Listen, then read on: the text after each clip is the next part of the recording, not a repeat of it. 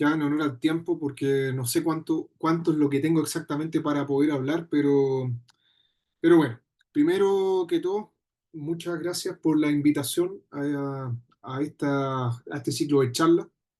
Del momento que Gabriela Arrieta me contó un poco lo que estaban haciendo, la verdad me pareció muy interesante. Y con el tema de los agentes físicos, bueno, que siempre ha sido un polémico en varios aspectos y uno de los recursos, sobre todo que veo que ahora está tomando un poquito más de auge, sobre todo en varios colegas quiroprácticos, es el tema del láser. Y básicamente lo que me preocupa un poco del tema del láser es que ocupamos láser y al igual que otros recursos, pero muchas veces el tema de las dosificaciones o el tema de la forma en que lo estamos ocupando, no sé si estamos muy claros de que sea la manera más profesional o más correcta.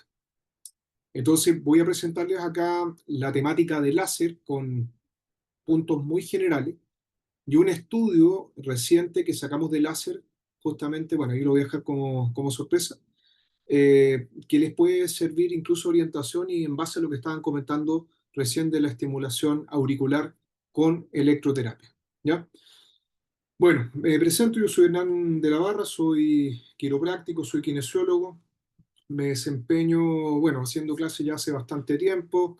Eh, Saqué recientemente mi doctorado de fisioterapia en la Universidad Federal de San Carlos en Brasil. Y bueno, la misma formación que han tenido ustedes de quiropráctica en la Universidad Central. Como el profesor Arrieta comentó, he tenido la oportunidad en estos años de hacer algunos libros, básicamente orientados a los agentes físicos, dos libros de agentes físicos y un libro de ejercicio terapéutico, que es una forma, de alguna manera, para aproximar a la parte más clínica el tema de la osificación, sin tantas fórmulas, sino que de una manera un poquito más didáctica, y esto lo enseñamos bastante en pregrado. Con respecto al láser para el manejo del dolor musculoesquelético, que así tildé la charla, eh, vamos a contextualizar un poco el problema. Hoy día están reconocidos por la OMS alrededor de 1.710.000 personas que sufren trastorno musculoesquelético y ocupa hoy día una de las principales causas de discapacidad, describiéndose más de 150 trastornos. Por otra parte, sabemos que el dolor musculoesquelético no solamente dolor, sino que afecta la calidad de vida, afecta la movilidad y justamente esto se está traduciendo en jubilación anticipada, a veces problemas justamente con el pago de licencia, menor participación social en las diferentes actividades que nosotros hacemos. Recientemente sabemos que aparece el láser de baja y alta intensidad como tratamiento justamente para manejar el dolor, pero el gran problema que tenemos es justamente el asunto de la dosificación y vamos a ver que hay varios estudios que están apareciendo respecto a esto y que continúan en expansión porque es un tema, yo creo, inagotable. Aquí con respecto a la prevalencia del dolor musculoesquelético, tomé este estudio de GORS, que es relativamente reciente, el 2023, y en América, fundamentalmente, los principales problemas que afectan desde el punto de vista musculoesquelético y que son motivo de consulta tienen que ver con el dolor lumbar, tienen que ver con el dolor cervical y curiosamente con problemas, bueno, esto del pulgar, ¿no? Más asociado a problemas probablemente de mano. Y esto también es interesante para nosotros como quiroprácticos porque justamente los motivos de consulta más asociados tienen que ver con estas condiciones. Clasificaciones del dolor hay varias, ¿ya? Y hoy día la que me gusta bastante más es la de la Asociación Internacional para el Estudio del Dolor, fundamentalmente por este enfoque que habla de dolor nociceptivo, neuropático y nociplástico. Nociceptivo cuando existe alguna noxa, algún proceso inflamatorio asociado al daño de consulta de la persona. El dolor neuropático cuando tenemos afección del sistema nervioso central y el nociplástico que aparece en varios cuadros, sobre todo dolor crónico, musculoesquelético crónico, donde existe una plasticidad de toda la vía nociceptiva, específicamente a nivel de la médula espinal y también a nivel superior cuando hablamos de tálamo. Y en este dolor nociplástico lo que está estudiado es claramente estos fenómenos de sensibilización central y que a veces las herramientas con las cuales contamos no las manejamos lo suficiente como para poder manejar este tipo de problemas.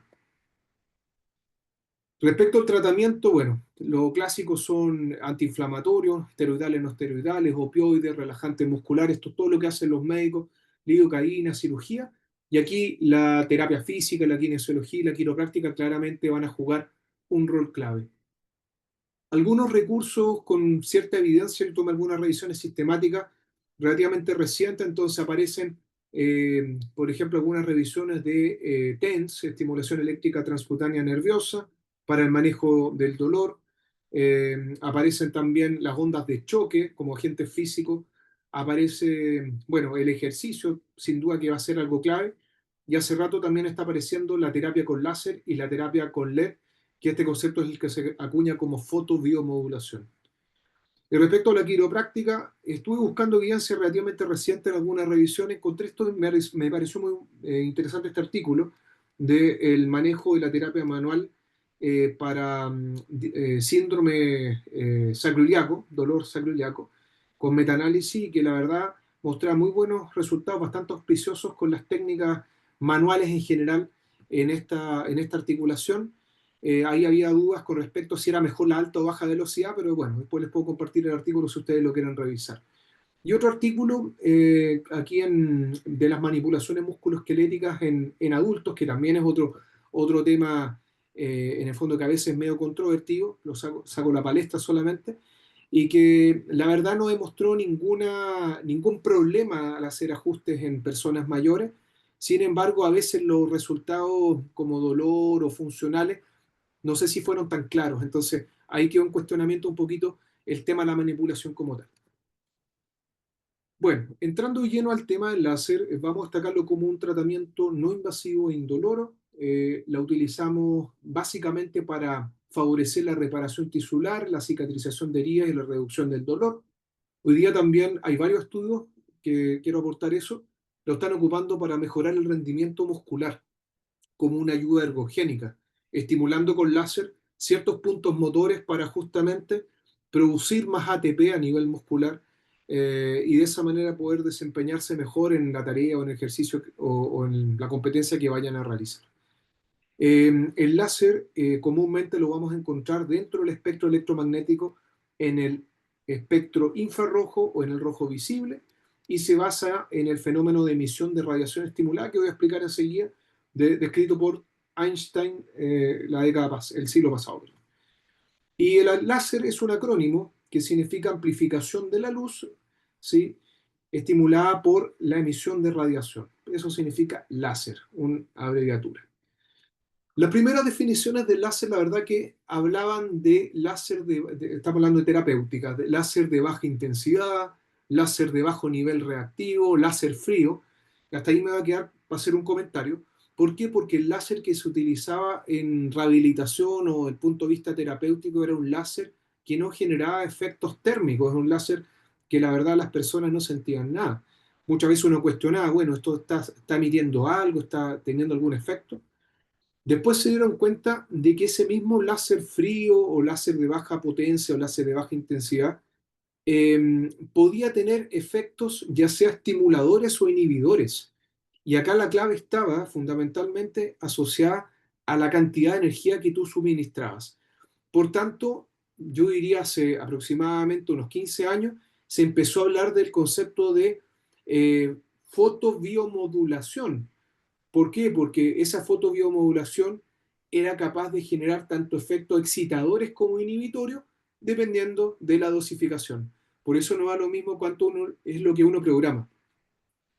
Bueno, hoy día los términos más reconocidos para lo que es la terapia láser es el Low Level Laser Therapy, que sería la terapia láser de bajo nivel, o fotobiomodulación también, pero con gran fuerza ha estado introduciéndose en terapéutica el láser de alta intensidad, ¿ya? El láser de alta intensidad, que a diferencia de los otros, del láser, digamos, frío o el láser de fotobiomodulación, este láser de alta intensidad tiene efectos térmicos al mismo tiempo que puede generar efectos de fotobiomodulación. Por tanto, toda la gente que está abocándose a estudios con este tipo de tecnología y que está adquiriendo el dispositivo, justamente gana esa ventaja en el fondo, que tiene efectos térmicos y los de la fotobiomodulación clásica.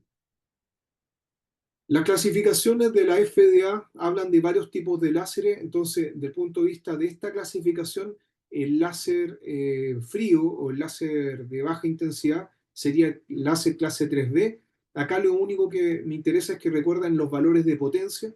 Estos tienen potencias de salida menores a 500 milivatios, eso sería 0.5 watts o vatios.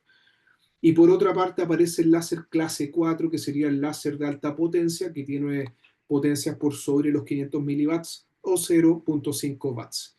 Los dos pueden ser visibles o invisibles, eso quiere decir que pueden estar en el espectro de color rojo o infrarrojo. Y una de las principales diferencias, como ya dijimos, es el tema del efecto térmico que puede producir el láser clase 4. Ahora, algunas propiedades del láser es que se habla que el láser es monocromático, eso sin entrar a complicarnos mucho, significa que el láser funciona con una longitud de onda específica, a diferencia de la luz común y corriente o cualquier otra fuente de radiación que operan con longitudes de onda múltiples. Segunda característica importante es que, no sé si se recuerdan ustedes que las radiaciones están formadas por fotones, que son partículas lumínicas, y estos fotones describen una trayectoria en forma de una onda. Entonces se habla de coherencia, y hay dos tipos de coherencia. La coherencia espacial, que sería que todos los fotones están sincronizadamente moviéndose tanto en su fase de ascenso como descenso, y la coherencia temporal, que se llama también direccionalidad. Van todos focalizados en un sentido.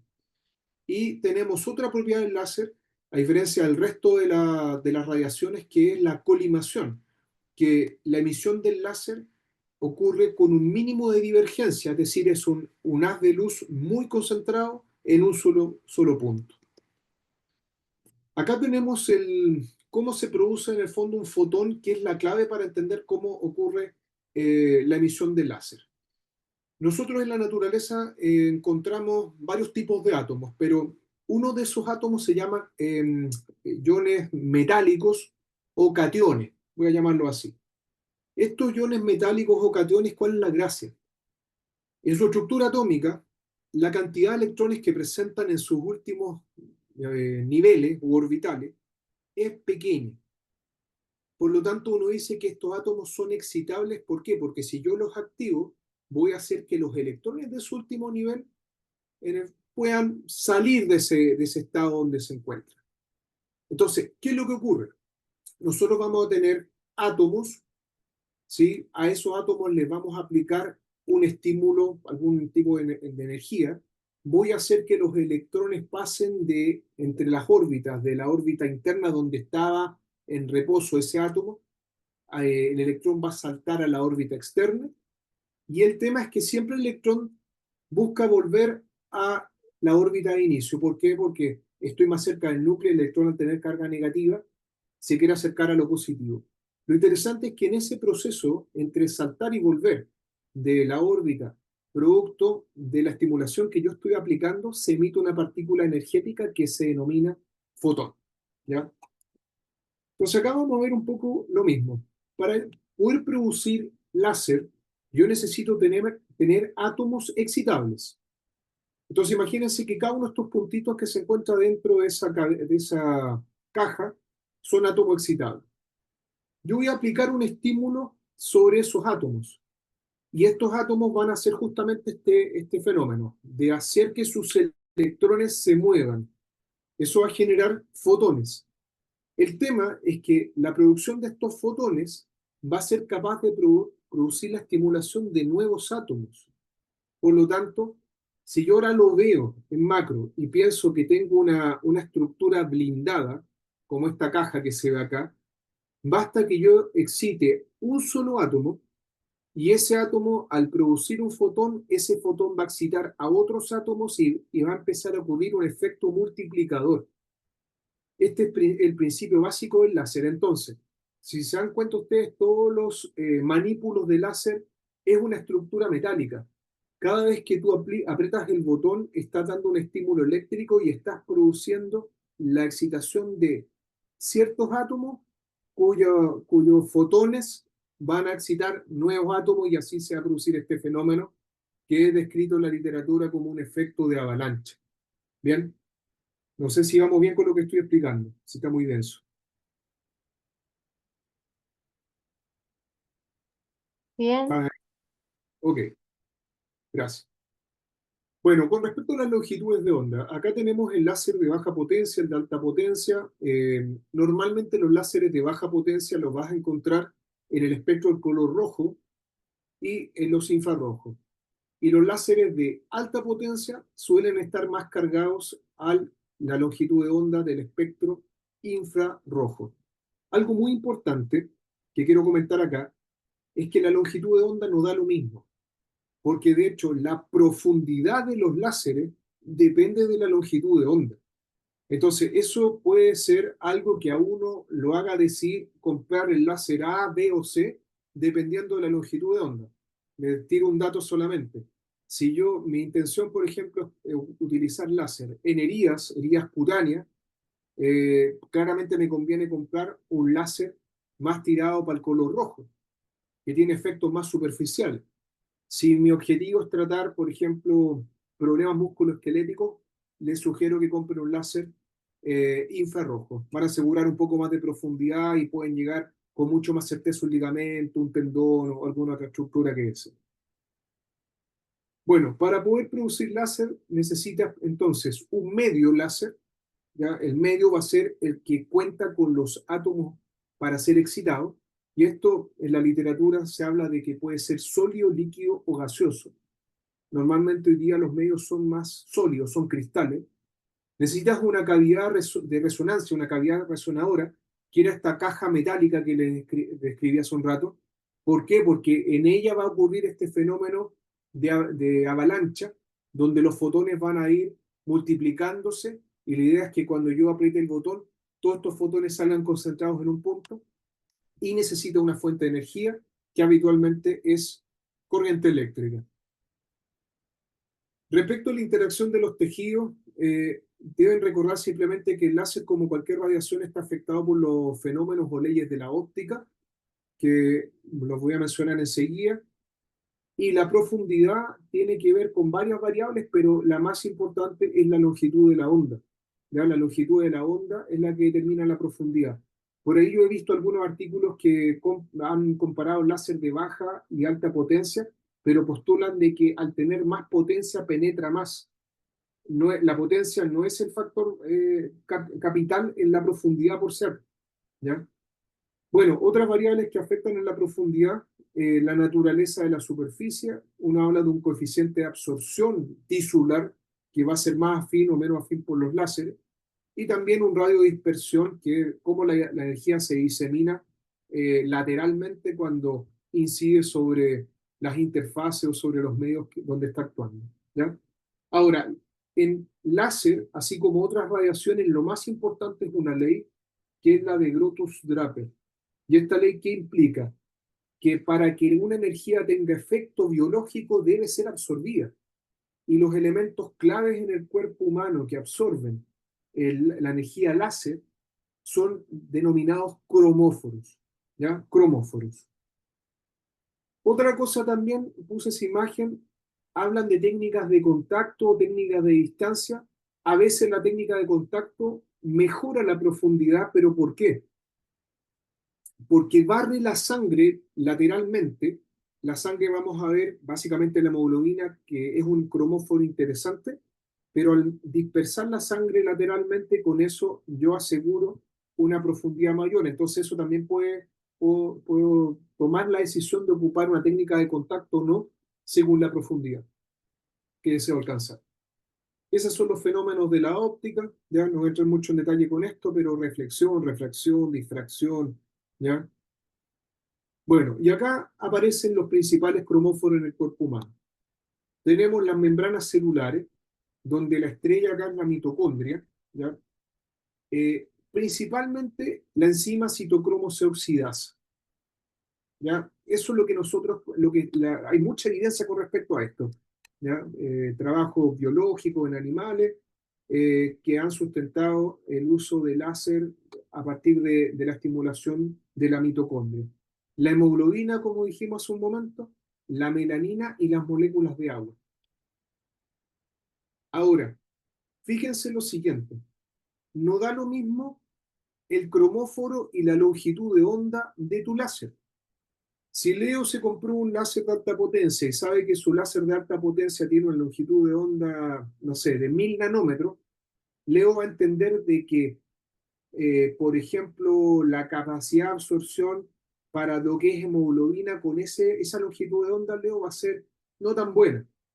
Por ejemplo, con longitud de ondas más cercanas a los 1000, yo me acerco mucho más a la absorción por parte de las moléculas de agua. La molécula de agua actúa como un gran cromóforo que se empieza a disparar justamente en el espectro infrarrojo desde este valor hacia arriba. Por ejemplo, acá estoy con el color cerca de la luz visible, color rojo. Mira la hemoglobina. ¿Por qué es tan importante el láser, por ejemplo, en la cicatrización de úlceras, heridas cutáneas? Se ocupan láseres de ese color, color rojo o cercanos a.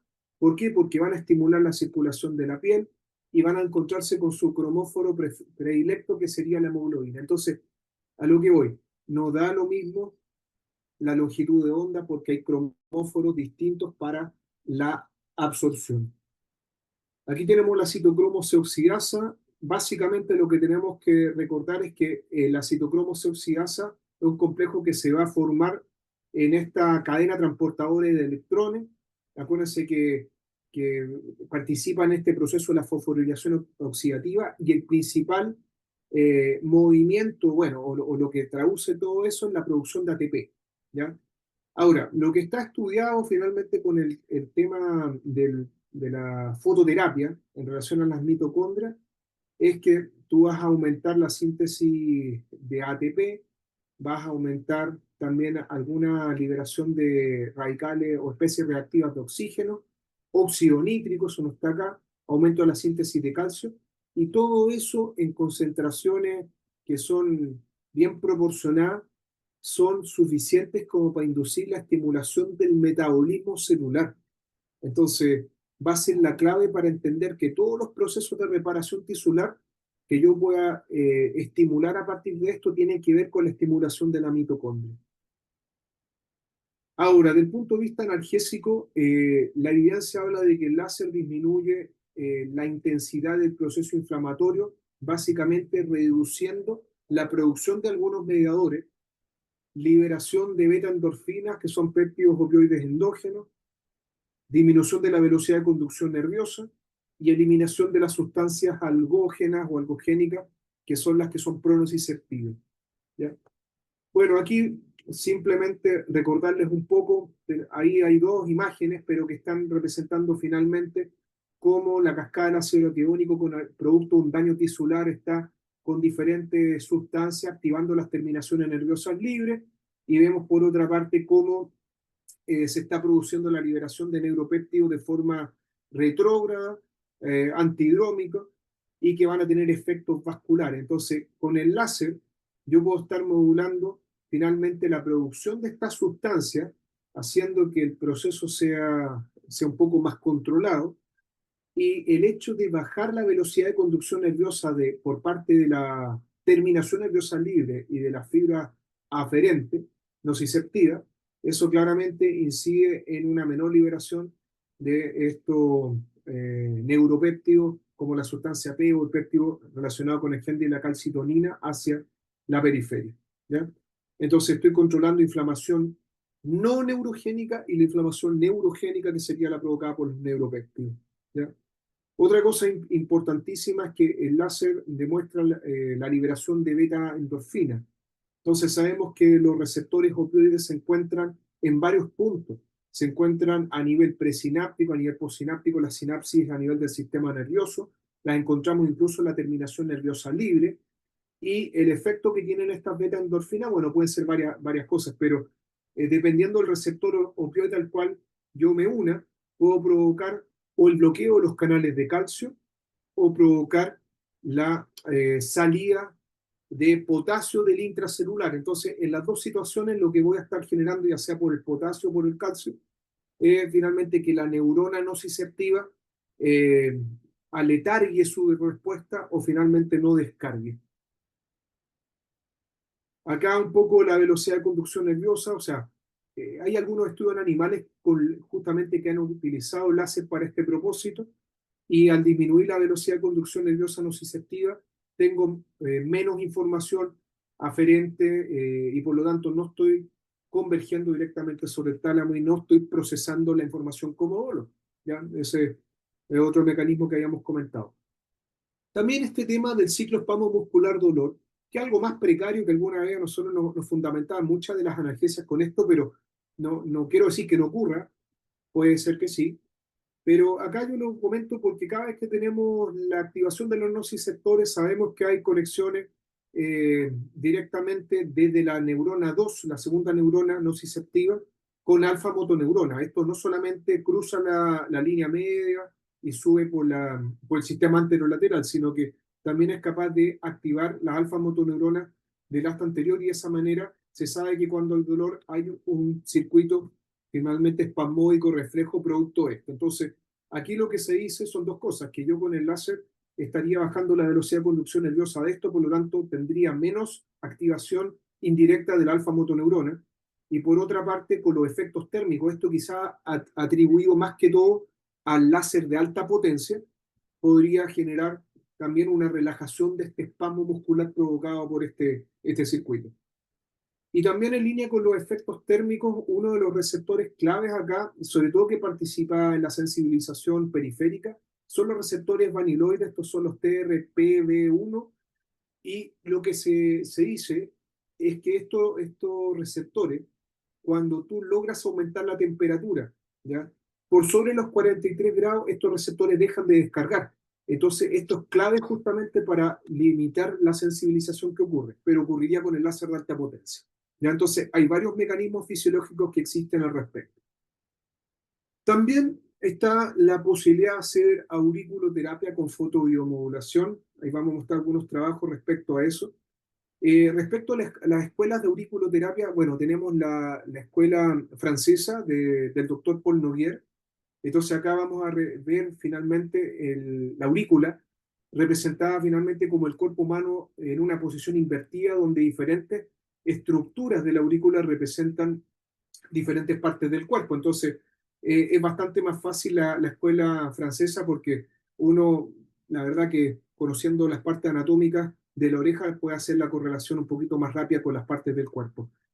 La otra cosa es la nomenclatura auricular de los puntos chinos, porque acá la verdad esto tiene un mapeo, yo no me lo sé ese mapa en ningún caso, pero se los comento que es otra cosa, otro estudio, acá hablan puntos de energía, la verdad que es otra, digamos, otra cosa mucho más avanzada, ¿ya? Bueno, también si lo miramos, olvidándonos de la auriculoterapia que propone Paul Noguer y los chinos, tenemos nosotros las relaciones anatómicas que ya conocemos. Y una de esas es justamente la inervación vagal a nivel auricular. Entonces, sabemos que esta parte de la concha auditiva tiene una porción inervada por el nervio vago y toda la información aferente converge en el núcleo espinal del trigémino. ¿Ya? O sea, acuérdense que el núcleo espinal del trigémino actúa como el núcleo donde se encuentran las neuronas de segundo orden para la vía trigémino-talámica, toda la información sensitiva que viene a la cara, y también estoy involucrando la información vagal periférica. Ahora, eso va directamente a la corteza, al núcleo ventroposteromedial del tálamo, va a la corteza somatosensorial, pero de aquí también hay conexiones finalmente a nivel talámico, a nivel vulvar, que son capaces de poder estimular los núcleos motores que tiene el nervio vago. Así que por ahí uno logra una estimulación vagal justamente en esta porción. Bueno, algunos estudios de auriculoterapia con fotobiomodulación. Acá hay un estudio respecto al dolor espinal crónico. Esto es un estudio brasileño de Silvia Menezes, ¿ya? Que ya lo están ocupando y acá mencionan que hay buenos resultados justamente con terapia auricular. Y acá hay otro estudio que hablan de la cirugía del tercer molar, que es bastante recurrente en odontología. Entonces, un par de pacientes aquí la auriculoterapia, la verdad que parece que no tuvo buenos resultados. Yo me empecé a interesar en este tema de la auriculoterapia con láser ya hace varios años, pero no había tenido tiempo de explorarlo. Y recientemente, voy a avanzar un poquito con recientemente, hice una revisión de la literatura, que es lo que les voy a presentar más adelante, respecto a toda la evidencia que hay, pero orientada al dolor musculoesquelético, ya que es donde yo me desempeño mayormente. Bueno, la ley de Anschutz, Leo, atento con esto, es bien importante porque acá se habla, finalmente lo voy a decir en palabras simples, que según la energía, la dosis de energía entregada, el efecto puede ser inexistente o puedes ir produciendo conforme entregas más energía, más respuesta biológica, pero si tu energía es muy, muy importante, puede ser que la respuesta biológica sea completamente contraria, opuesta, paradójica, dicen algunos. Entonces, no da lo mismo lo que uno programa con la energía bajo esta ley de Anschutz en la fotobiomodulación. Por eso no nos podemos quedar con parámetros preseteados. Efectos terapéuticos, analgésico, antiinflamatorio, ayuda en la reparación tisular y mejora el rendimiento muscular. Y aquí las técnicas de aplicación. Permiso, voy a hacer correcto este video. A ver, este video me gusta mostrarlo siempre. No sé si están familiarizados ustedes con el señor Ronnie Coleman. Ronnie Coleman es un físico-culturista, salió campeón de Mister Olympia no sé cuántas veces, puede haber sido varias veces, unas 7 o 9 veces. Es uno de los íconos del fisicoculturismo. La verdad que Ronnie Coleman sufrió muchas lesiones, dentro de eso varias cirugías de columna lumbar sobre todo. Ahí vemos los fijadores que tiene, ¿cierto?, su columna. Y bueno, este video es bien entretenido porque va justamente a quiropráctico y una de las herramientas que tiene el colega quiropráctico en Estados Unidos es un doctor bien conocido, por lo que sé, no quiero dar nombres de nadie, y ahí está aplicando láser. De esa manera está aplicando el láser. Es un láser cluster y son unas pasadas de unos segundos locos por ahí. ¿Ya? Ahí salió el nombre del señor. Sigo avanzando. También me encontré con... In order to normalize tone, range of motion, and motor. He encontrado con algunos colegas también que están aplicando láser con estos brazos robóticos para estimulación del tono muscular. No hay lentes. Estamos disparando, bueno, me imagino que en la médula espinal, para tratar de darle energía a ese segmento medular. Le estamos aplicando láser en la cabeza. La guagua no tiene lentes, la mamá tampoco. No sé si hay una dosis. Ok, sigamos con eso. Acá hay un colega que está haciendo estimulación con campo HIFEM, campos magnéticos. Esto tiene efectos tanto de estimulación muscular como analgésica y tiene puesto láseres y faltó que colocar agujas de acupuntura y que colocara compresa caliente. ¿Ya? No sé cuál sería el sentido de mezclar energías magnéticas, láser. Bueno, estamos tirándole todo como una bomba. Y aquí, bueno, esto ya podría ser un poquito mejor. Quizás estamos estimulando acá la activación del tríceps sural en ese niño o niña para que pueda bipedestar. Bueno, uno ve en las redes sociales muchas cosas. Yo me abstengo a opinar, la verdad, pero veo muy malas prácticas. ¿Ya? Yo lo quiero comentar acá, porque la verdad, una cosa es lo que se vende, ¿cierto? Que se ve bien, bien interesante o bien llamativo, pero otra cosa es que estemos haciendo realmente un bien para la persona. O al revés, acá como está el colega en el centro, disparándole todo a ver si algo resulta. Entonces, ¿qué es lo que mejora? ¿La quiropráctica, el láser, la terapia magnética, la aguja acupuntura? ¿Es todo efecto placebo? No lo sé. Bueno, técnica de aplicación del láser, sí o sí tienen que utilizar gafas de protección. Y no da lo mismo la gafa, porque las gafas están hechas selectivamente para las longitudes de onda. Entonces, si yo me compré, por ejemplo, un láser de mala calidad, rojo, que trabaja con longitudes de onda chicas, y después me compré el láser de alta potencia que funciona con longitudes de onda grandes, tengo que asegurarme que esas gafas que yo estoy utilizando, del primer láser que compré, tengan el espectro de protección de longitudes de onda del otro láser nuevo que estoy adquiriendo. Entonces nos da lo mismo, uno tiene que asesorarse bien con eso. Técnicas de aplicación, muchas veces uno puede trabajar en cuadrícula. Ese láser cluster es el que está aplicando el colega quiropráctico de Ronnie Coleman en la zona sacroiliaca, que es en el fondo un manípulo con varias sondas al mismo tiempo. Puede hacer aplicaciones en escaneo, barrido, o a veces, por ejemplo, lo hace uno harto estonería, aplicaciones periféricas. Acá yo voy a mostrar una aplicación puntual y barrido. Esto es lo que yo trabajo en mi consulta. Yo tengo un láser clase 4. Ahí yo estoy haciendo en una persona que tiene dolor cervical crónico un protocolo que salió publicado el 2023. Ya está validado este protocolo de dolor cervical que consiste en, para el láser de alta potencia, un estudio en manejo del dolor cervical crónico con aplicaciones puntuales en diferentes puntos asociados a la acupuntura y barrido en ciertos músculos clave, principalmente los trapecios. Bueno, precauciones, disminución de la sensibilidad, esto es lo que dice la literatura, fotosensibilidad, esto por favor es fundamental, no sé si están familiarizados con la escala Fitzpatrick, que tiene que ver los fototipos de piel, pero no da lo mismo aplicar láser en una persona blanca, una persona, voy a pasarme al otro extremo, una persona fototipo piel 6, que es esos negros con mucha concentración de melanina en la piel.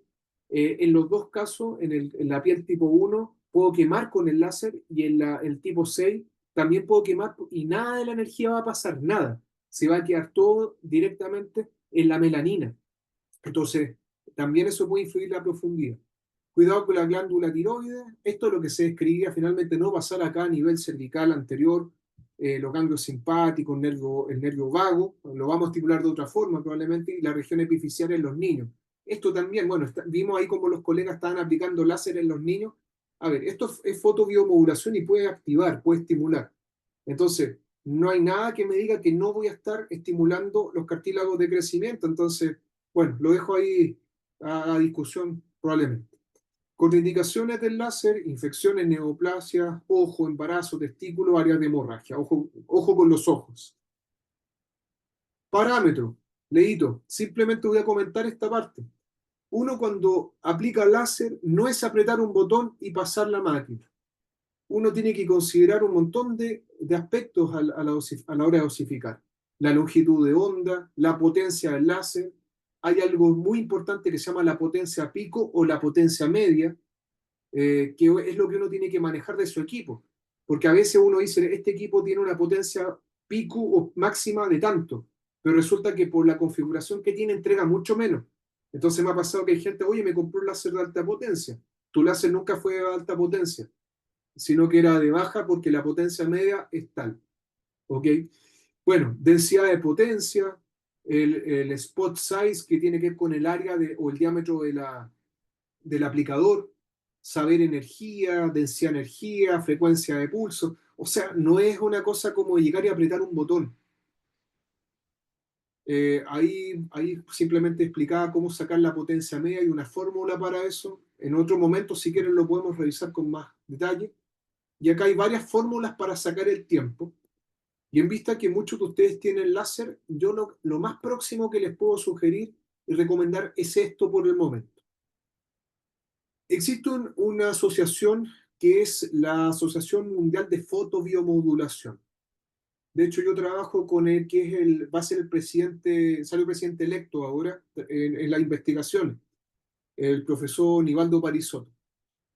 Y la UOLC tiene una propuesta posológica para aplicación de láser en el área musculoesquelética, fundamentalmente, con láseres que tienen longitudes de onda cercanas a los 904 y las que son de 780 y 860. Hay una tabla, ¿ya? Entonces ellos te sugieren la cantidad de puntos a tratar para esas condiciones y te sugieren la cantidad de energía mínima para esa área o cantidad de puntos que tú vas a tratar, ¿ya? Entonces, es una recomendación, muchachos, pueden tomarla en consideración. Estas dos tablas son de acceso gratuito, descargable. Y para el láser de alta potencia, esto salió hace 3 meses. A mí me aceptaron una carta al editor en esta revista indexada en Scopus, hice una revisión de todo lo que tiene que ver con láser de alta potencia y sus parámetros de dosificación. Y ahí van a encontrarse ustedes con una tabla, también con recomendaciones posológicas. Acá yo corté la tabla porque era muy larga, pero hay aproximadamente 15 condiciones musculoesqueléticas clásicas que uno puede tratar con láser de alta potencia. Entonces, el aporte que tiene esto es que es la primera tabla posológica de este recurso de láser de alta potencia. Bueno, vamos a ir cerrando y mostrarles algunas cosas. Me llamó mucho atención el tema de la auriculoterapia con fotobiomodulación. Entonces, yo dije, bueno, ¿servirá, no servirá? ¿Qué hay en la literatura?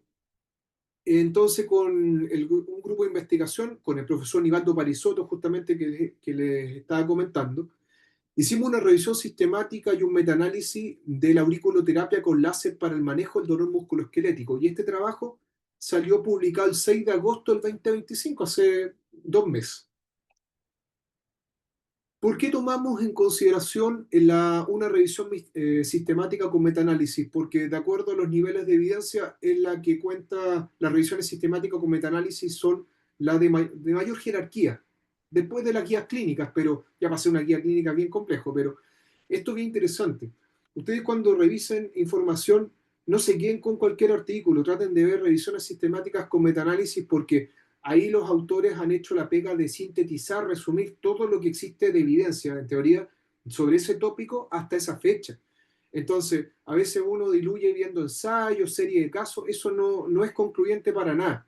Y dentro de eso, en la pirámide de evidencia, la verdad que es a veces cuestionado. Entonces uno no se puede guiar solamente con eso. ¿Ya? Siempre la opinión de un experto va a ser importante, pero es mucho más fiel poder hacer una investigación sistematizada como la que voy a mostrar. Acá simplemente quiero comentarles algo muy general. Los metaanálisis se caracterizan por esta figura que se llama forest plot o diagrama de bosque. A ver, para que se entienda.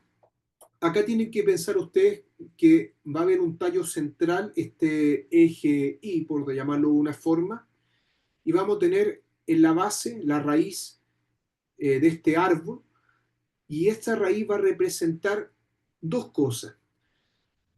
De la línea, de un lado por ejemplo, para la derecha, vamos a colocar todo lo que corresponde a los comparadores, los controles.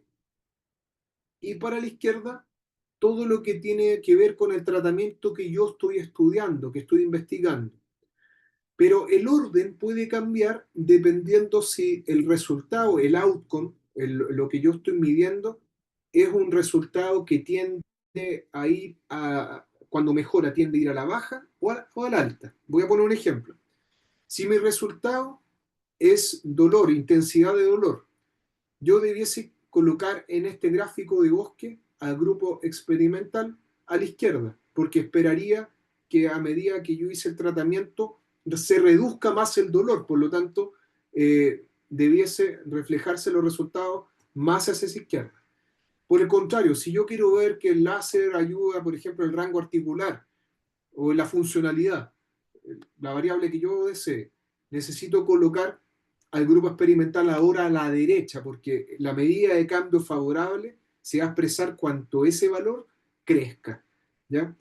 No sé si me entendieron eso, pero ahí después vamos a analizar los resultados rápidamente. Bueno, y en este tronco central, nosotros vamos a agrupar diferentes estudios y cada uno de estos estudios va a representar una rama y ese valor central corresponde al promedio del resultado que ese artículo o ese estudio reporta y el ancho de esa rama corresponde al intervalo de confianza. Lo importante acá es lo siguiente, para uno o para otro lado, que ojalá estas líneas no toquen el troncal central, no lo toquen, y que ojalá el intervalo de confianza sea cortito y que esté el resultado a uno de estos dos lados como para poder asumir que hay una diferencia entre los dos tratamientos. Entonces ahí lo que les decía, yo puedo colocar a favor del tratamiento a la izquierda o a la derecha, dependiendo de...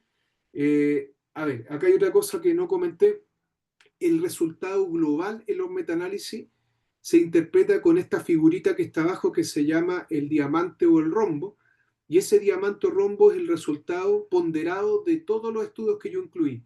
Y ese sí que no tiene que tocar la línea troncal. Ya tiene que estar cargado para cualquiera de los dos lados, pero no tocar el troncal como para asumir que hay un efecto favorable en función de cualquiera de los tratamientos. Bueno, esta es la revisión sistemática con metaanálisis de auriculoterapia y láser. Entonces, acá yo copié algunas cosas del abstract. Entonces, el dolor musculoesquelético es una de las principales causas de discapacidad. Está todo esto apoyado por la evidencia, destacando la necesidad del tratamiento no farmacológico. Y dentro de eso aparece la terapia de láser auricular como una alternativa promisoria no invasiva para el manejo del dolor musculoesquelético. Entonces, la revisión sistemática buscó evaluar los efectos de la terapia láser auricular en pacientes con problemas musculoesqueléticos. Acá se hizo una revisión en las bases electrónicas más reconocidas hoy día: PubMed, Web of Science, Scopus, Cochrane, SIN, Health Science Direct, la Fisioterapia Evidence Database, Google Scholar, y actualizamos esta revisión con fecha 3 de mayo. O sea, está todo lo que existe publicado hasta el 3 de mayo de este año, ¿ya? Y los principales outcomes o medidas de resultado: intensidad de dolor y discapacidad, y consideramos porque algunos estudios tomaron el umbral de presión de dolor, pero al final no se pudo metaanalizar eso. Para poder hacer una revisión sistemática hay que tomar palabras clave. Acá se tomó todos los términos asociados a láser, ¿ya? También a terapias complementarias, auriculoterapia, acupuntura del oído, y todo lo asociado a dolor musculoesquelético, como low back pain, myofascial pain, neck pain, musculoskeletal disorder, etcétera, etcétera. Esta es la estrategia de búsqueda. Se utilizan los términos booleanos. Algunos de ustedes hicieron, creo que, tesis o no sé si ahí en su proyecto en la USEN también tiene que haber quizás ocupado estrategias de búsqueda con términos booleanos, pero bueno, ahí está la cantidad total de artículos que revisamos para todas las bases de datos, que fue un total de 19.428. La pregunta de investigación era: ¿cuál era la efectividad de la auriculoterapia con láser para manejar el dolor musculoesquelético comparado con otros tratamientos? Entonces, población: personas con problemas musculoesqueléticos, trastornos o desórdenes, intervención auriculoterapia con láser, comparación otras intervenciones de terapia física médicas complementarias o placebo, las medidas de resultado: intensidad de dolor, y secundaria, discapacidad, umbral de presión de dolor, y el tipo de estudio, solo ensayos clínicos randomizados porque son los estudios de mejor calidad metodológica. Se registró la revisión. Esto es un proceso muy importante que da transparencia para que nadie tampoco vaya a hacer el mismo trabajo que uno. Porque si yo de repente no registro esto, puede ser que yo saque una revisión, de partida me lo van a exigir para poder publicarlo, pero resulta que me lo publicaron sin saber, y puede haber una revisión de lo mismo. Entonces, eso puede generar conflictos.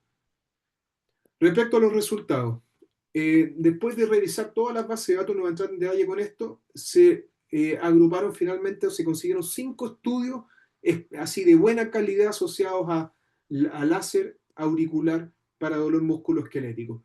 Se evaluó la calidad metodológica de los estudios, y en general, sin entrar en mucho detalle con esto, esto es una herramienta que se ocupa para medir la calidad metodológica de los ensayos clínicos, que es la de Cochrane Risk of Bias 2, y lo ideal es que se vea la mayor parte de esto verde. Acá hubo algunos problemas en estos criterios. Básicamente, sesgos en la medición del resultado. Esto tiene que ver con lo siguiente: pasa mucho que es muy difícil cegar al evaluador. El evaluador, lo ideal es que no sepa a qué grupo pertenecen los participantes, y ojalá que no esté tan interiorizado el estudio, porque si por ejemplo con Gabriel hacemos un estudio de variabilidad cardíaca y resulta que él es el que trata y al mismo tiempo el que mide, o él me dice: mira, estos son los pacientes que estamos tratando, la medición pierde valor, pierde objetividad. Entonces se trata que los estudios ojalá tengan esto, el cegamiento, ¿ya? Como para poder, digamos, tener un poquito más de fuerza. Y en la selección del resultado reportado hubo un par de problemas, porque de repente los estudios no fueron claros, por ejemplo, con medidas como intervalos de confianza, no reportaron medias, sino que mediana. Entonces hay unos detalles ahí que uno puede analizar.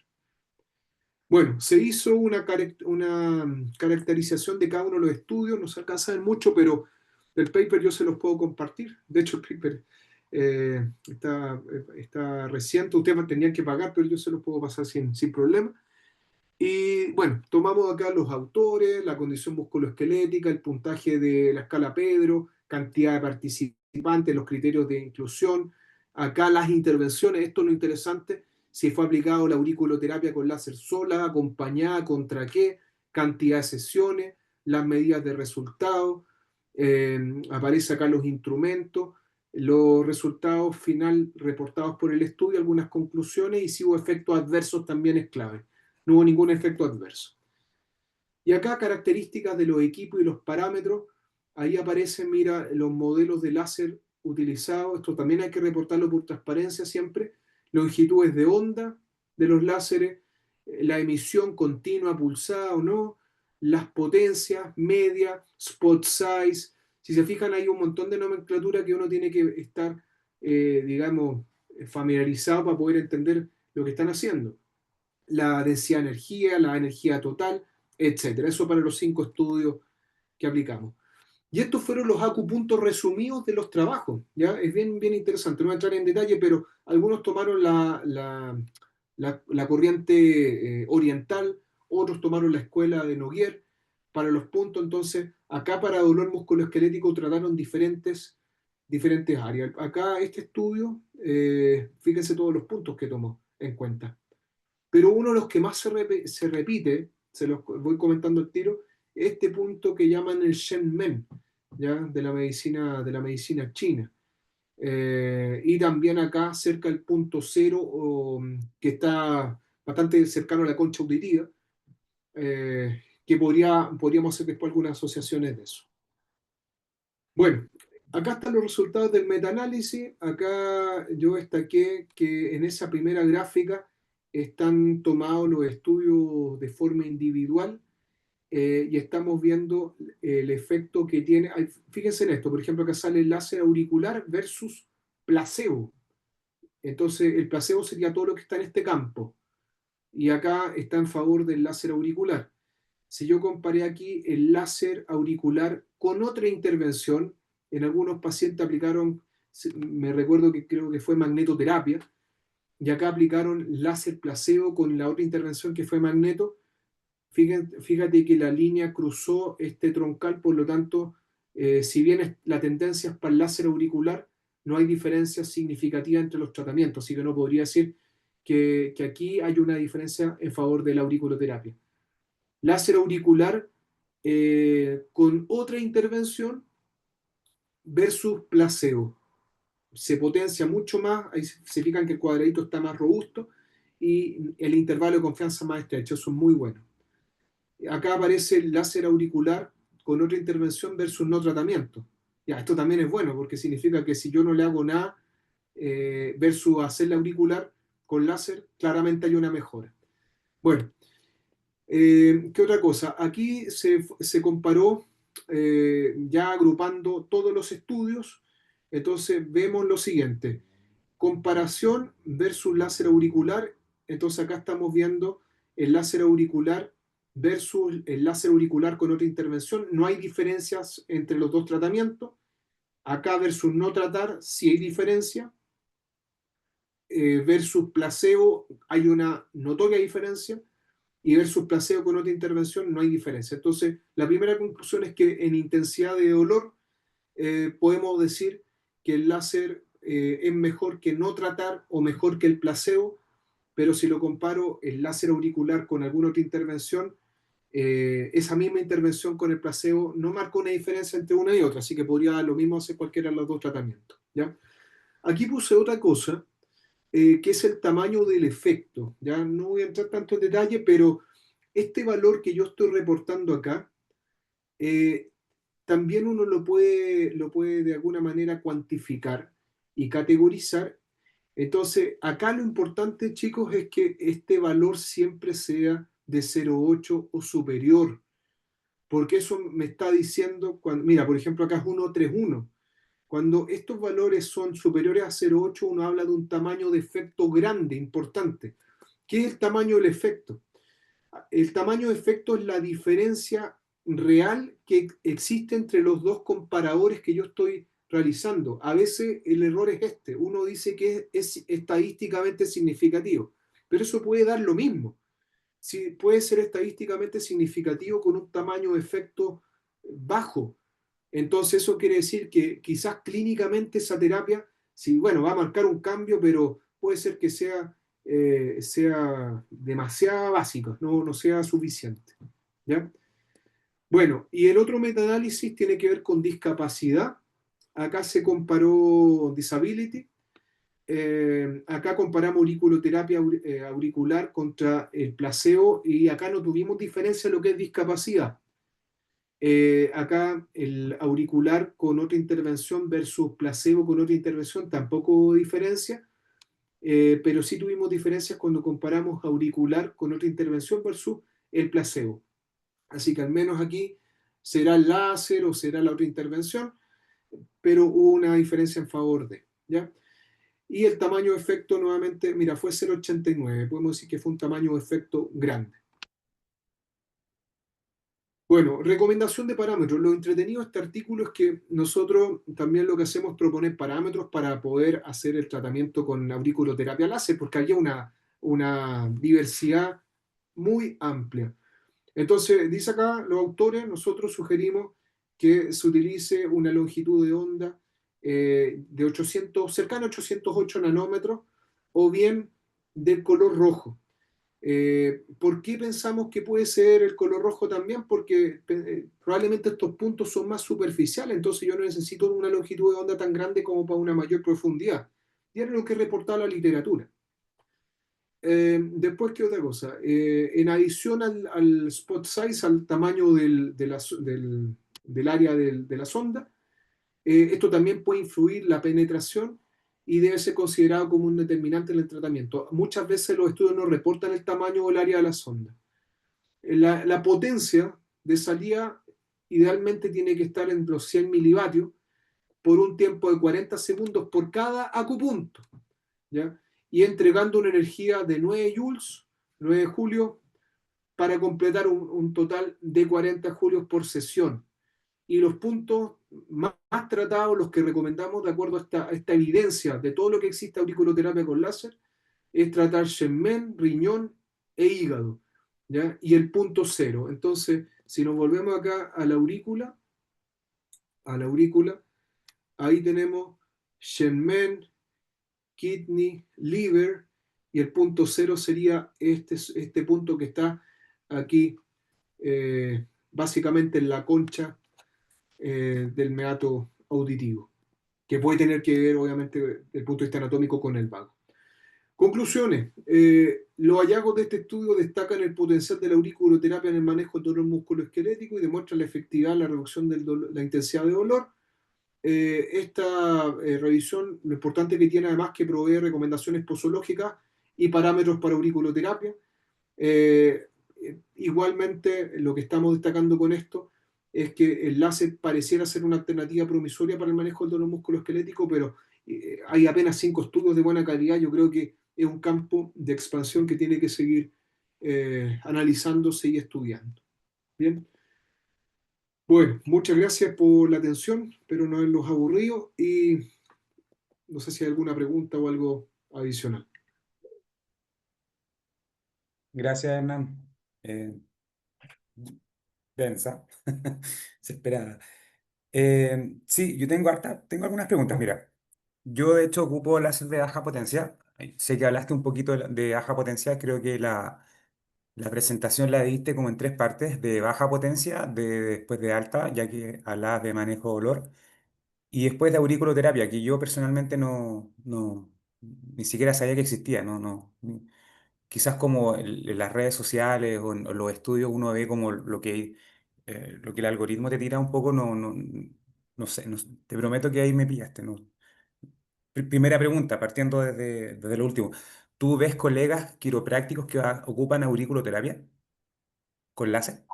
No, auriculoterapia con láser no he visto a nadie en este momento aplicándolo. O sea, lo que hacen, a ver, Leo, el tema de la estimulación auricular yo la podría hacer con cualquier cosa, ¿ya? Claro, Voy a partir con eso. lo que está popularizado recientemente es la estimulación con corriente eléctrica, pero igual a mí me caben algunas dudas personalmente, como profesor también de electroterapia. Básicamente, no sé si las personas que están aplicando entienden bien lo que hablaba Gabriel hace un rato de los parámetros propiamente tal como la duración de fase, pulso, frecuencia, Ujú. como que vienen todos muchos equipos preseteados para, y creo que uno puede hacerle perfectamente un análisis un poquito más profundo a eso, tal cual como dice Gabriel. Tú te podrías comprar un TENS portátil de esos de Mercado Libre de 40.000 pesos y podrías hacer exactamente esa misma estimulación auricular sin ningún problema. ¿Ya? Eso como comentario. Podría ocupar ultrasonido, podría ocupar láser, podría ocupar chinche, lo que tú quieras. ¿Ya? Habría que probar si es que esto funciona o no funciona. Así que por eso te digo que da como para mucho. Se ha popularizado más la corriente. Ahora, la fotobiomodulación es una alternativa más porque, de hecho, claro, la persona ahí no siente el desagrado a veces que tiene la corriente, no necesita instalar en nada más que apoyar una sonda, tiene ciertas ventajas. Los tiempos, si te fijas, terapéuticos son acotados. Entonces, por ahí, a mí me llamó la atención estudiar eso justamente porque había leído varios trabajos respecto a manejo de la ansiedad, adicciones. Ahora bueno, tengo una sorpresa más adelante, Leo, pero algo bien interesante que estamos haciendo ahí con bruxismo. Entonces, me parece que un foco de tratamiento, la aurícula en general, para cualquier agente físico, para cualquier técnica con gran potencialidad, y creo que la interrelación con el sistema nervioso, sea vago, sean otros mecanismos, hay que estudiarla, hay que estudiarla. ¿Ya? Ya, ¿Puedo comentar algo cortito, Leo? por supuesto, si esta charla Ya. es para ustedes, amigo. Yo utilizo auriculoterapia hace bastante tiempo. Bueno, algunos saben, yo soy acupunturista también. Y he investigado harto en este tema en base a la medición de la variabilidad del ritmo cardíaco y entender también que la aurícula no solamente está el vago, sino que hay una rama también del trigémino, está involucrado también el nervio facial y glosofaringio. Entonces, en esta zona se ubican los principales nervios parasimpáticos. Entonces podemos generar una actividad más sistémica que realmente es súper medible. Y lo otro también importante, ver a veces que la aurícula también tiene músculos. Entonces, a veces cuando se pinchan ciertos músculos, la estimulación es totalmente distinta a pinchar otra zona del cartílago auricular. Es súper interesante lo que se puede generar desde la auriculoterapia para poder modular sobre todo el sistema nervioso autónomo y que se ven cambios notables en el sistema nervioso, o sea, en la variabilidad del ritmo cardíaco. Súper, súper interesante, obviamente, con lo que habló Gabriel al principio. Es súper cierto lo que dice él de que los parámetros están y uno puede ser muy preciso en qué parámetros quiere utilizar, porque generalmente las máquinas vienen seteadas, como dijo Hernán, o sea, vienen listas y uno la aprende solamente, pero si uno puede ser más específico, los efectos son mucho más potentes.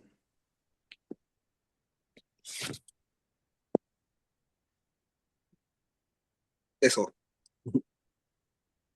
Gracias, Nicolás. nada, gracias a ti. Sí, yo creo que hay, a ver, voy a hablar desde mis tres sesgos, desde la educación física, desde la kine y de la quiro. Eh, y ahí yo creo que está la pega, ¿cachai? Eh, Me llamó la atención tres videos que mostraste. Dos de los videos que están en los extremos son de un grupo de quiroprácticos en Estados Unidos que tratan, se llaman POTS, creo que se llaman. Son como los quiroprácticos que empezaron a elevar un poco el tema de la discusión de la quiropráctica pediátrica en términos de estimulación neurológica. Tienen unos estudios bien interesantes, pero claro, cuando tú tomas estos estudios que tienen ellos y los transfieres a estos datos que mostrabas al final, desde dónde se puede localizar el estudio de la muestra, si son revisiones sistemáticas o no, o sencillamente si son reportes de casos, uno puede tomar decisiones un poquito más académicas respecto a estos estudios. Em, no tengo idea de lo que hacen. Solamente conozco dos antecedentes de dos madres que llevaron a sus hijos allá a Estados Unidos porque ellos hacen algo que se llama terapia intensa. O sea, tú te vas como una semana y te ven como 8 veces al día la primera semana, después te ven 5 veces al día. Son como, me imagino que es como algo así como los coihues, pero no sé. Entonces no sé realmente lo que tratan. Y claro, y ellos venden un láser y todo el tema. Entonces, Lo que ellos me imagino que tratan de hacer es generar un blackout sensorial muy potente con diferentes modalidades, entiéndase vibración, tacto, láser transcraneal, que es para mí es todo un tema que me fascina. Pero bueno, hay que ver qué es lo que pasa con ellos. Respecto a tu segundo tema, Hernán, tú hablaste mucho del láser de alta potencia, que es algo que me está interesando mucho, porque estoy interesado en comprarme un equipo, porque por algo te mando un audio. Em, pero ¿lo recomendarías? ¿No lo recomendarías? Porque tú clasificaste el dolor en tres tipos: nociceptivo o de características inflamatorias, neuropático y nociplástico. Ocupar un láser de categoría clase 4 en un dolor nociplástico, entendiendo que ya hay un cambio en la red. La pregunta es Lo, si te recomiendo comprar un láser clase 4. No, no, no. ¿Tú ¿Qué cómo pienso? podríamos establecer el uso del láser de categoría clase 4 en el dolor nociplástico? Mm. A ver, eh, voy a partir más general. Yo me compré un láser clase 4 porque estaba asociado justamente a mi línea de tesis de doctorado. ¿Ya? El láser clase 4 llegó un poco por ese motivo. Me empecé a meter en el enlace clase 4, yo te diría hace unos 6 7 años atrás, con algunas revisiones, y hoy día he tenido la oportunidad por lo menos de sacar varias publicaciones de láser clase 4. No quiero decir si soy referente o no del tema, pero creo que por lo menos a mí me escriben, me intercambio con harta gente que trabaja con láser y justamente me consideran para el láser clase 4. Yo no compraría un láser clase 4. ¿En qué sentido? ¿Por qué? Para modular el sistema nervioso, creo que con un láser clase 3 tú lo puedes hacer, Leo. ¿Ya? El láser clase 3 tiene mucha evidencia. Hoy día no hay trabajos que digan que el láser clase 4 es mejor que clase 3B. Mm, Entonces, hay una controversia tremenda porque un láser clase 3B tú lo puedes comprar por, no sé, desde 300, 400 lucas para arriba, dólares, no mm, sé, para arriba. Entonces, si tú quieres empezar a hacer modulación a nivel del sistema nervioso, cómprate un láser clase 3B, vas a poder hacer fotobiomodulación transcraneal, vas a poder hacer fotobiomodulación auricular. Si tu longitud de onda te lo permite, vas a poder tratar condiciones musculoesqueléticas. No hay ningún problema, ¿ya? ujú. Y vas a gastar quizás la mitad del dinero. Lo otro a veces puede ser más parafernálico, pero ahora, el láser clase 4, como te digo, funciona. No sé si te Ya. respondo tu pregunta. Sí, sí, perfecto. Porque al fin y al cabo uno acude a estos referentes. Yo te considero uno de ellos. Bueno, voy a Y hacerte, voy a lanzarte una cuestión que no debía decirte, pero ahora hay un estudio que está en revisión que justamente hicimos la comparativa entre los dos láseres. Y te dejo ahí la sorpresa, pero por eso te estoy diciendo, no vale la pena que gastes, o sea, yo no gastaría 20 millones en un equipo de láser de alta potencia, a menos que, claro, quiero donar la consulta y lo quiero ocupar, ¿para qué? Para manejo de dolor musculoesquelético, algunos efectos térmicos. Pero ya viste que la auriculoterapia, por ejemplo, si querías hacer la estimulación que mencionaba también Gabriel al comienzo, auricular, basta con un láser clase 3B de baja potencia. bien, súper. Yo quiero hacer una última pregunta quizás. Eh, Hola Hernán, buena presentación, fantástica. Hace 1500 años que no escuchaba de nuevo algo de fisioterapia, entonces estuvo buena. Eh, en parte de la presentación cuando partió Gabriel decía que casi la gran mayoría está formado en, en punción seca y estimulación. Yo soy uno de los que no está formado en esa línea. Y aquí como Leo, voy a hablarte de mi sesgo. Y mi sesgo es el sistema nervioso. El sistema nervioso, pero a cabalidad, entendiendo que el dolor es una respuesta del sistema nervioso. Entonces, ahí se me genera un rechazo de mi parte para ocupar otra vía de modulación del dolor que no sea a través de una estimulación directa del sistema nervioso más que una estimulación periférica, que entiendo tiene efecto, lo sé perfectamente, están todos los estudios ahí, pero yo trato de irme desde arriba, generar algún tipo de modulación del dolor. Hago esta pequeña introducción porque acabo de mandar en el chat del grupo, o sea, de la presentación, un esquema que se publicó el año 2017, hace ya algunos años, de este autor bien famoso, ¿cómo se llama? Eh, Bailovsky. el mismo. Y lo puse ahí porque, si se dan cuenta, él trata de explicar los efectos de la terapia manual y plantea una seguidilla, un montón de formas y que la manipulación genera efectos periféricos, genera modulación suprasegmentaria y afecta a la ínsula y afecta a la corteza cingulada anterior y afecta a mil cosas y genera neuromodulación, millones de efectos teorizados. En base a ello, no hay un nivel de cuestionamiento. Yo, por ejemplo, cuestiono ese esquema. Humildemente lo cuestiono, que una manipulación puede generar todos esos efectos y generar neuroplasticidad y generar estimulación de la corteza cingulada anterior por sí solo, la manipulación, y generar estimulación del área gris preacueductal, bueno, sí, pero también otras áreas que son súper cuestionables que la manipulación podría generarlo. Entonces, en esa misma cuestionamiento que yo hago a la manipulación, ustedes hacen cuestionamientos a todos los efectos que se atribuyen a la electroterapia sobre el sistema nervioso.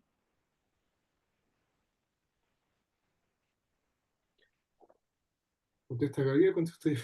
No, yo me hago No cuestionar. sé, cualquiera. Usted, doctor, por favor. Mira, a ver, yo llevo hartos años enseñando a gente físico. Voy a partir así, siempre hago este comentario. He hecho muchas formaciones en terapia manual, estudié Quiro y siempre, siempre, siempre está este tema de la reticencia de los agentes. Yo no defiendo a cabalidad a los agentes físicos, sino que soy muy crítico de los agentes físicos, ¿ya? Pensando en la temática de hoy día. Así como hay muchas cosas, incluso la terapia manual bueno, otras herramientas que uno tiene. Eh, la electro, para mí, Percy, personalmente, creo que lo que la apoya mayormente en la evidencia tiene que ver justamente con efectos a nivel central, como liberación de sustancias opiáceas, activación de vías descendentes, noradrenérgica, serotoninérgica, que es lo más fuerte que tiene la electro. O sea, eh, básicamente es el sistema nervioso nuevamente el que está jugando un rol clave en la electro. No sé si esas son respuestas neurológicas, ahí no tengo digamos, la solución, sirven en todos los pacientes por igual o no, porque la verdad que hay otras cosas más asociadas finalmente a ese contexto terapéutico que pueden ser incluso tan o más valiosas que la misma intervención como tal, y eso creo que también hoy día ha tomado harta fuerza, como, no sé, los factores contextuales, la alianza terapéutica, el efecto placebo, la neuroeducación del dolor. Entonces, podríamos asociar muchas cosas finalmente a que esa intervención, a saber si esa intervención por sí sola tiene un efecto como tal o no. Y nuevamente está el sistema nervioso participando en la recepción de todos estos estímulos para condicionar finalmente una respuesta analgésica o no, o favorable a tu tratamiento. Entonces, cuestionamiento, yo le hago cuestionamiento al electro. Yo no me quiero quedar con que la electro estimula solamente una fibra y activa una vía.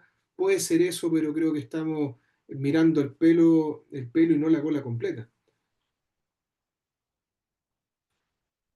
Sí, me parece, me parece. Yo creo que, que porque está bien lo que dices, o sea, yo puedo describir una serie de papers y mostrando miles de efectos que aparecen en el paper, pero finalmente tenemos que sopesar eh, la creencia del paciente, el factor contextual o no, la oficina, si le caigo bien, si no le caigo bien yo. Todos esos factores van a influir en la respuesta del paciente y cómo el paciente interpreta la experiencia terapéutica. Y muchas veces esa experiencia terapéutica va a ser mucho más importante de lo que yo haga con el paciente. Y eso explica por qué hay pacientes que se mejoran con nada y otros pacientes que le hacen de todo y no logran mejorar. Realmente. Así que eso, buena charla para reflexionar, me parece muy buena. Así que muy agradecido, Hernán. No, gracias a ti, Percy. No sé si alguien más tiene alguna consulta. Leito. No, yo creo que un poco el llamado a la responsabilidad, eh, me incluyo dentro de todo esto, ya que tengo un láser de categoría 2, que averigüé mucho por comprarlo en una empresa que me dio mucha confianza por todos los estudios que tenía. Pero más allá de eso, voy a poner un ejemplo súper vago. Hace poco salió el último artículo de Kiro, de cómo ma- cambiaba la red por defecto, mejoraba el sueño, mejoraba la calidad de vida. ¿Ya? Entonces andaban todos los quiroprácticos hablando, viste, la quiro mejora el sueño, mejora la calidad de vida, mejora la red por defecto. Bueno, lo leí.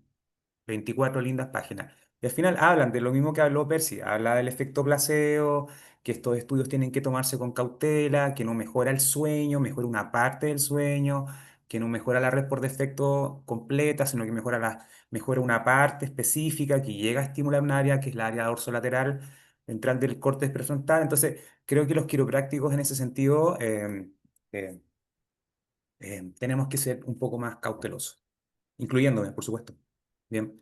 Así que nada, yo te doy las gracias, Hernán. Sé que es tarde, sé que hay un esfuerzo, sé que tienes harta demanda académica, así que nada, te doy las gracias. Espero que no sea la última. No, encantado, o sea, muy contento con la invitación, ojalá haya sido provechosa. Bueno, yo también soy de siempre la idea de que lo que le pueda servir a la persona, al paciente, sea, no sé, un recurso físico, la manipulación, quizás hasta conversar con él. Yo soy bien abierto a todo. Creo que lo importante, el foco principal es él y no que yo le vaya a hacer 40.000 técnicas o yo sentirme mejor porque domino más una u otra. Claro, Eh, Así que, bueno, cualquier cosa, bueno, si necesita algún tipo de asesoría, ayuda o compartir información, yo cuenten conmigo para lo que necesiten. Ya yo soy siempre bien generoso con eso. Y nada, a seguir creciendo y mejorando la salud de nuestra población, creo que es lo más importante. perfecto. Ya. Muchas gracias. Que estén todos muy bien.